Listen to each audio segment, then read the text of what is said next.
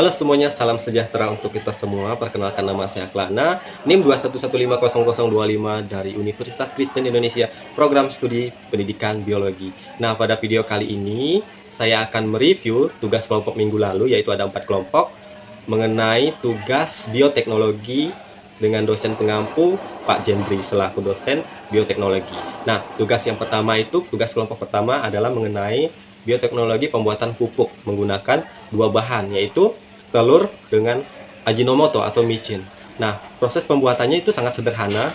Mereka cukup menyediakan alat dan bahan, yaitu sendok ataupun gelas bekas dan air, atau menggunakan botol bekas. Nah, mereka cukup memecahkan telur ayam dan dicampur dengan Ajinomoto 1 sendok makan dan menggunakan 2 telur. Mereka akan kocok. Setelah tercampur rata, mereka akan menyimpan ke dalam botol. Setelah disimpan di dalam botol, kemudian ditambahkan air. Nah, setelah itu mereka akan mendiamkan selama 1 bulan. Nah, telur itu mengandung kalium, kalsium, fosfor, magnesium, dan natrium. Nah, nutrisi tersebut bermanfaat sebagai kompos, mencegah pembusukan tanaman, hingga penangkalan hama pada tumbuhan. Nah, manfaat micin sendiri itu adalah micin mengandung potasium yang dapat membuat bunga jadi lebih sehat. Nah, micin dapat dimanfaatkan untuk memacu perkembangan akar, meningkatkan bunga, dan meningkatkan kesehatan tanaman hias secara keseluruhan. Nah, untuk kelompok 2, mereka menggunakan atau meneliti atau observasi mengenai proses pembuatan tempe. Nah, proses pembuatan tempe ini terbilang rumit ya, karena kita harus mencuci, merendam, dan kita harus memisahkan antara kulit dengan daging pada biji. Nah, setelah terpisah, kedelai yang sudah bersih itu akan direbus setengah matang.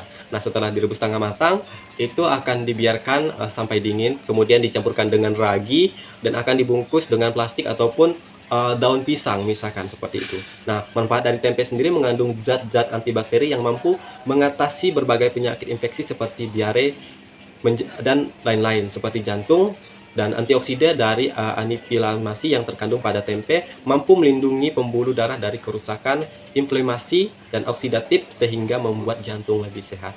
Nah, konvensi yang mereka gunakan ini adalah konvensi tradisional ya, karena mereka masih menggunakan kayu bakar dan masih menggunakan tenaga manusia. Baik, untuk yang kelompok 3, mereka adalah penyulingan air. Nah, di mana alat dan bahan yang mereka gunakan itu ada kerikil, sabut kelapa, arang, sapu ijuk, dan spons. Nah, jadi yang mereka peneliti adalah ada 2 jenis penelitian yang mereka lakukan, yaitu menggunakan air selokan dan air kolam. Nah, dan ternyata hasil yang mereka lakukan itu berhasil. Nah, dan mereka manfaat dari penelitian ini adalah sangat efektif dalam menghilangkan protozoa, bakteri, dan virus yang dapat membahayakan kesehatan. Demikian sebagai juga dekontaminasi kimia organik dan non-organik, termasuk yang beracun seperti arsenik, barium, kadium, sulfat, dan timbal. Untuk kelompok 3 sendiri menggunakan konvensional modern. Nah, selanjutnya itu ada kelompok 4 atau kelompok yang terakhir. Mereka melakukan observasi, yaitu tentang pembuatan tempe. Nah, proses pembuatan tempe cukup sederhana, tapi memerlukan waktu untuk proses fermentasi. Nah, bahan yang mereka gunakan itu ada ragi sama tempe. Nah, proses awal yang harus mereka lakukan itu adalah membersihkan singkong, kemudian direbus setengah matang. Ketika dingin akan dicampurkan dengan ragi, kemudian dimasukkan ke dalam suatu wadah atau toples, dialasi dengan daun-daun seperti daun pisang misalkan. Nah, ditutup sampai rapat, tidak adanya udara yang masuk selama 1 atau 2 hari. Tingkat keberhasilannya tergantung dari proses bagaimana kita membuatnya.